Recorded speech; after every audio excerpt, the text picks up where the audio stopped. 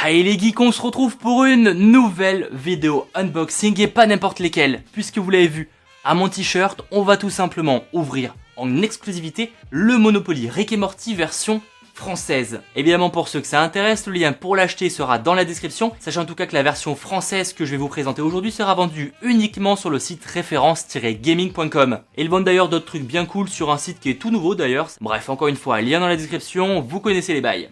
On ouvre le packaging directement et voici ce que donne donc ce Monopoly version française. Je vérifie qu'on n'a rien d'autre. On a un petit autocollant, Rick et Morty. Et j'ai une galerie, on n'en a pas qu'un seul, on en a 3. Et ben vous savez quoi, comme on dit jamais 304, il y en a un quatrième. Personne ne dit cette expression, on est d'accord. Bon, le Monopoly est là, c'est une édition donc Rick et Morty version française, qui pour ceux que ça intéresse est édité par Winning Move. J'ai l'impression véritablement d'ouvrir un objet de collection. Comme vous pouvez le voir à l'arrière, on a donc le plateau du jeu, 6 pions de collection qui ont l'air super stylés. Et même pour ce qui est des petites maisons, c'est en général ce que je reprochais à la plupart des Monopoly, c'est qu'au final ils se contentaient de mettre des maisons alors que c'en était même pas. Là ils ont carrément mis des petits personnages personnalisés. Bref, on va voir ça juste après. Sur cette partie là, il y a tout simplement le logo Monopoly ainsi que Rick et Morty avec donc les petits personnages qui sortent du portail. De ce côté là, pareil, de ce côté là aussi, et de ce côté là aussi. Bref, ouvrons-le.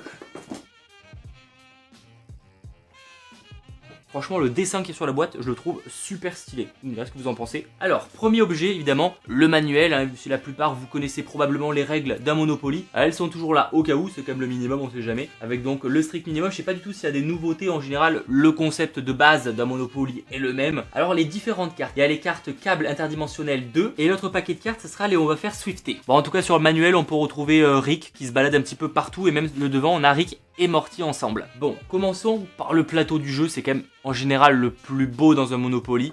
Et celui-là, il est quand même très sympathique.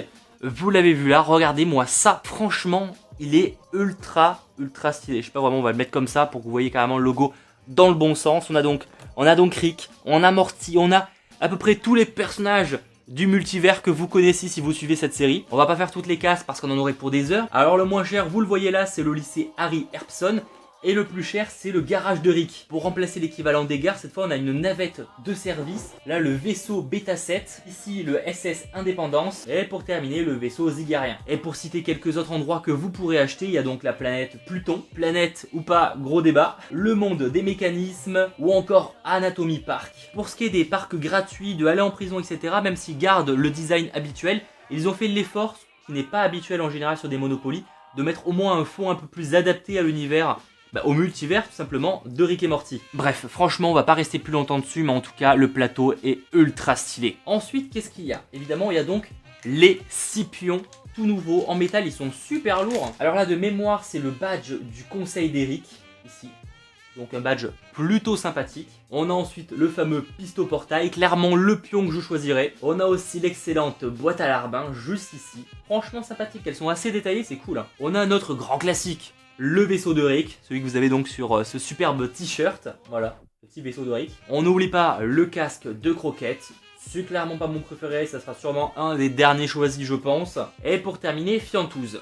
Voilà, bref, des objets plutôt cool. Vous me direz dans les commentaires lequel vous choisissez en premier. Juste là, il y a une carte, c'est une carte Rick et Morty, Jean-Michel Vincent, pour jouer avec des potes, et visiblement ça doit être un échantillon, une seule carte. En violence 50, en ça va Swifté 95, notoriété 92, je pourrais pas du tout dire si c'est une bonne carte ou pas, en tout cas, je l'ai. Pour ce qui est des dés, c'est des dés complètement classiques, vraiment rien de spécial, donc on va pas y rester très longtemps. Pions qui sont en gros l'équivalent des maisons, hein, si vous achetez des maisons et ensuite des hôtels, et on a donc des pions larbin et les autres pions verts, je ne me rappelle plus exactement le nom de l'espèce, j'ai pas envie de dire une connerie, donc on va éviter. Vous l'aurez sûrement qui s'affichera ici. Bon, passons au côté des billets. Pour ce qui est des billets de 1, c'est tout simplement Jerry, le père de Morty. Ça me choque honnêtement pas, vu comme il est martyrisé dans la série, qu'il est mis dans le billet de 1. Pour les billets de 5, on a Summer, la sœur de Morty. Pour les billets de 10, on a donc du coup Condorman. Pour ce qui est donc des billets de 20, ça sera Monsieur Boîte à caca. Pour ce qui est des billets de 50, ça sera donc Bess, la mère de Morty. Et évidemment, pour le billet de 100, ça sera donc Morty. Logique, les billets de 500.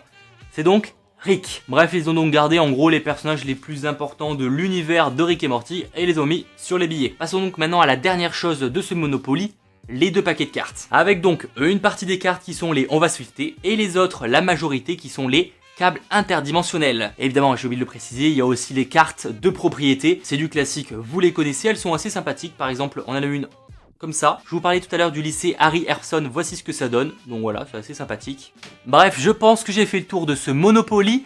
Exclusivité donc de référence-gaming.com, vous aurez le lien dans la description si vous intéresse. Sachez quand même que c'est pas un site qui vend uniquement des Monopoly, mais plein de choses, il y a même de l'occasion, donc franchement n'hésitez pas au moins à aller jeter un petit coup d'œil, ça pourrait pourquoi pas vous intéresser. Surtout qu'ils ont un tout nouveau site bien plus optimisé qui permet vraiment de profiter un maximum de votre visite. Bref les geeks, on se retrouve donc très bientôt sur la chaîne du geek pour d'autres vidéos unboxing, je l'espère évidemment.